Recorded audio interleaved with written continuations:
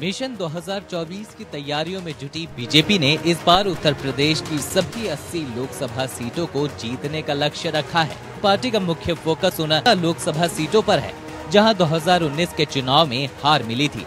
इन सीटों को जीतने के लिए बीजेपी ने पूरा दमखम लगा दिया है। रणनीति को सफल बनाने के लिए राष्ट्रीय महामंत्री सुनील बंसल को कमान सौंपी गई है। सुनील बंसल के 8 साल प्रदेश महामंत्री संगठन रहते हुए बीजेपी ने यूपी में 2017, 2022 के विधानसभा और 2014-2019 के लोकसभा चुनाव में जबरदस्त सफलता हासिल की थी। 14 सालों के वनवास यूपी की सत्ता में बीजेपी की वापसी हुई। यही वजह है कि बीजेपी ने मिशन 80 के लिए एक बार फिर उन पर भरोसा जताया है। खबरों के अनुसार 2 मार्च को लखनऊ में बीजेपी प्रदेश मुख्यालय पर हारी हुई सीटों को जीतने के लिए पदाधिकारियों के साथ मंथन होगा।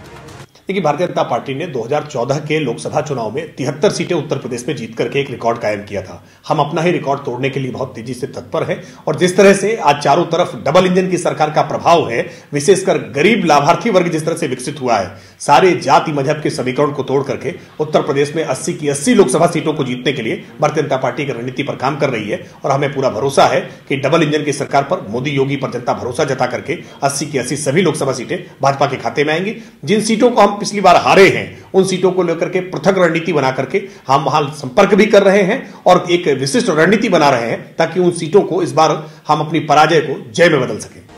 बीजेपी ने ऐसी हर सीट के लिए लोकसभा प्रभारी तय किए हैं जहां 2019 के चुनाव में हार मिली थी। इन सीटों में बिजनौर, रायबरेली, लालगंज, सहारनपुर, गाजीपुर, मुरादाबाद, संभल, अमरोहा, मऊ, आजमगढ़, रामपुर, मैनपुरी, नगीना, जौनपुर, अंबेडकर नगर और श्रावस्ती शामिल है।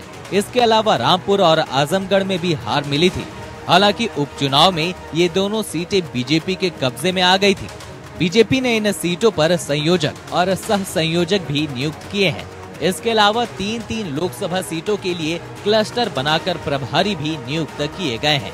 साल 2014 के लोकसभा चुनाव में बीजेपी की अगुवाई वाली एनडीए ने यूपी की 80 में से 73 सीटें जीती थी, जबकि 2019 के चुनाव में सपा, बसपा और आरएलडी गठबंधन के बाद भी एनडीए को 64 सीटों पर जीत मिली थी। लिहाजा 2024 में बीजेपी ने कार्यकर्ताओं में उत्साह भरते हुए मिशन 80 का टारगेट सेट किया है। Bureau report.